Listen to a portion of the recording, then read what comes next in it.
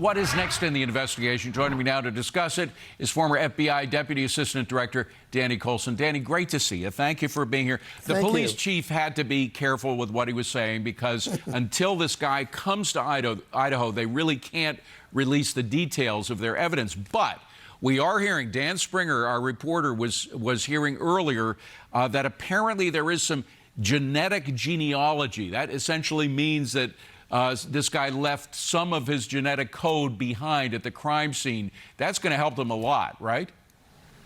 Oh, yeah.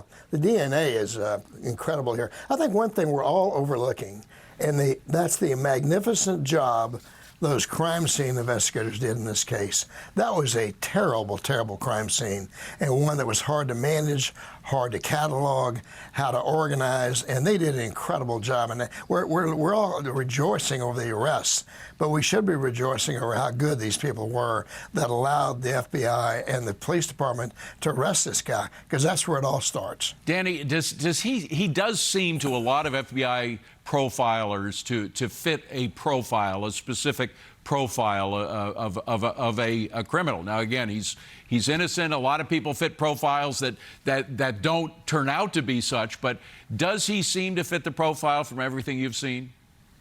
Oh, absolutely. One of the things that it struck me is that when they interviewed some of the girls that knew him, they talked about him being creepy. And that tells me he's an inadequate personality. I'm not a psychiatrist. I've just arrested a lot of people, and I have some experience. But he's an inadequate personality, can't make social commitments, can't make social relationships. Tim McVeigh was that kind of guy. He never had a girlfriend in his life. He was a mass murderer. One of the things we need to think about here, what else has this guy done? Was this one and out? Is this his only rodeo? I don't think so. I think we're going to find he committed a lot of other crimes, too. Well, there's also the question of whether he was working with anybody. He did make this comment, apparently, to one of his captors, saying, did anybody else get arrested? Is he just trying, because he does have this background in criminology, is he trying to just throw people off of his scent, or might there be an accomplice here? I would argue that there's not one. This kind of crime is hardly ever done by two people. It's generally a single person, single subject crime. But I think he's playing games. This he wants to manipulate. He wants to be in control. And I think he was playing games. I could be wrong about that, but my best guess is that he was playing games with those cops that went to arrest him. That does seem to be another, again, profile of murderers that I'm thinking of Ted Bundy. He used to apparently just let on here and there little tidbits that led authorities to other crimes that he had committed. So it might be a long time before we get a full idea of whether or not this guy had other crimes that he committed. That's exactly right. Remember, Bundy worked in a crisis center with Ann Rule, who wrote a book about him. I mean, he was a manipulator, too. I'm not saying they're not smart. They're very smart. But he was pretty sloppy.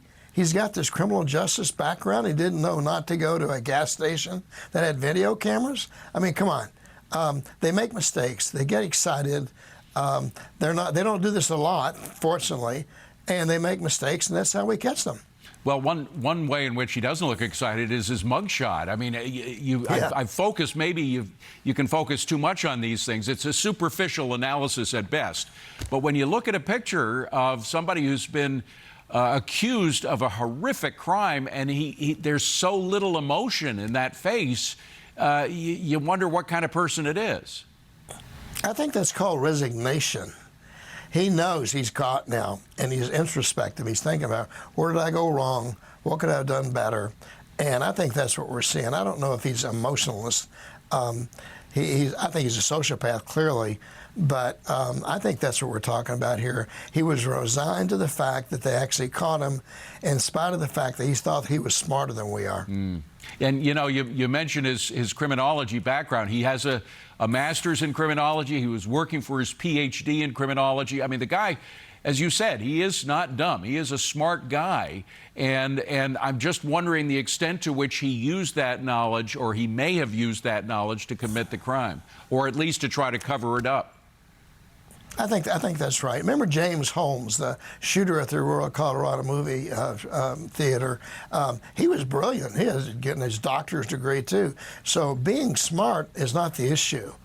They're just evil, and I think we have to sometime in our society resolve the fact that we have evil people here, and we need to be very, very careful.